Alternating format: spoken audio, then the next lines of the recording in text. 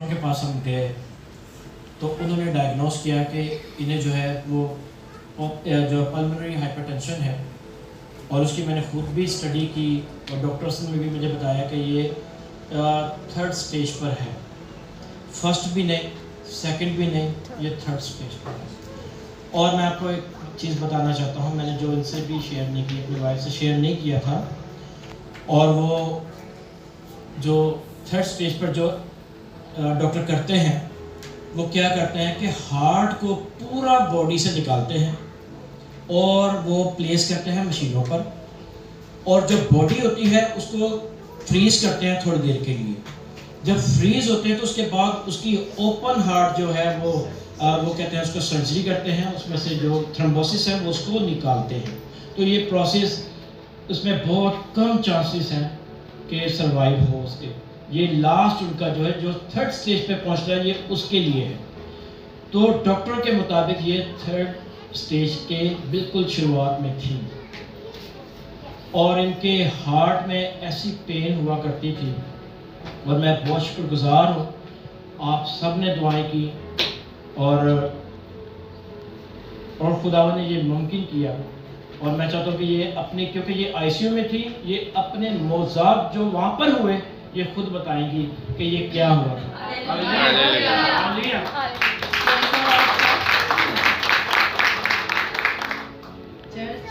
Pastor जी ने आपके साथ काफ़ी चीज़ें शेयर की हैं।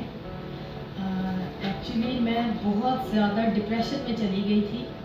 ये खुदावंद का रूह ही था जो मुझे उस वक्त संभाल रहा था, क्योंकि मुझे डॉक्टर्स ने ऑलमोस्ट, मेरा जो राइट हार्ट था वो फेलियर था।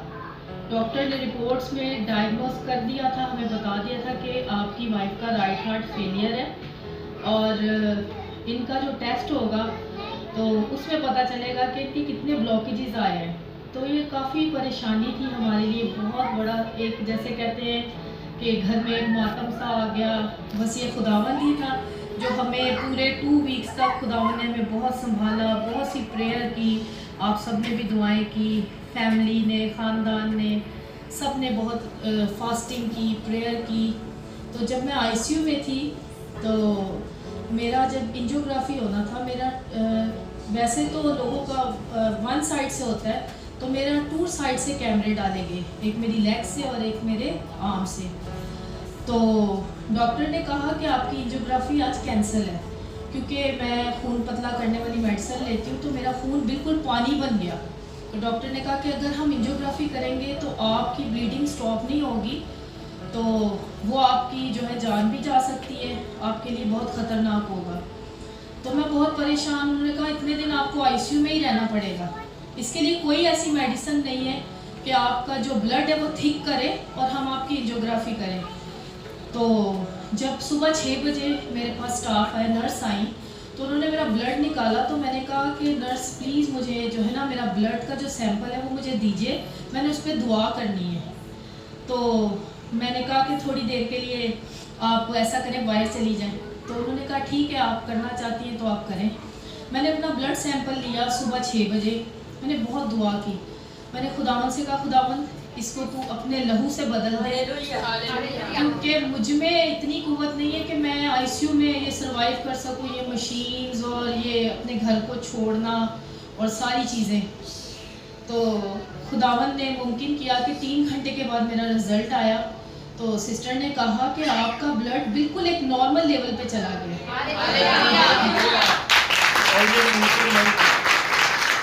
और चर्च ये मुमकिन नहीं था, क्योंकि मैं 10 साल से अपने ब्लड को पतला करने के लिए वारफरीन मेडिसिन ले रही थी, और वो क्लॉट्स के लिए होती है, जिनको क्लॉट्स की प्रॉब्लम होती है। और डॉक्टर ने कहा था कि ये 10 साल से इनको क्लॉट है, तो जब हम इनका टेस्ट करेंगे तो ये क्लॉट कहाँ, किस जगह पे गया है, वो पता करना है कि कहाँ गया इनका क्लॉट, किस वजह से ये प्रॉब्लम हुई है।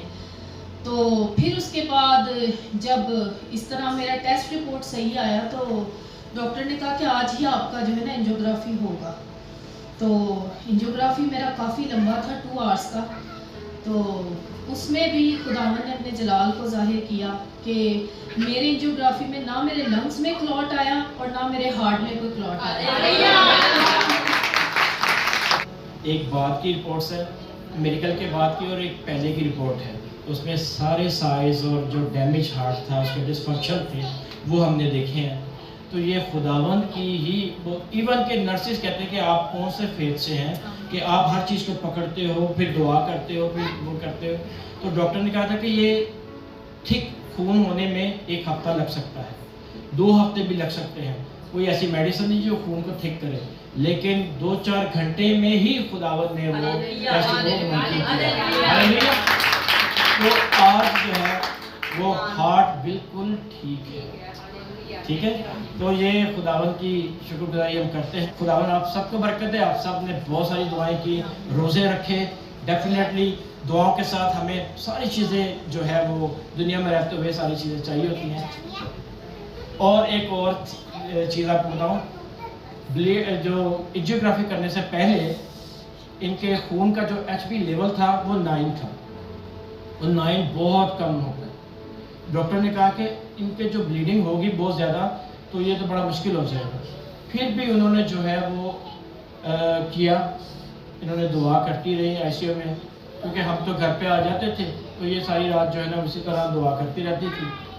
तो दुआ करके इन्होंने जो है वो छोड़ दिया। ब्लड सैंपल भी लिया, उस पर भी दुआ की, ठीक है।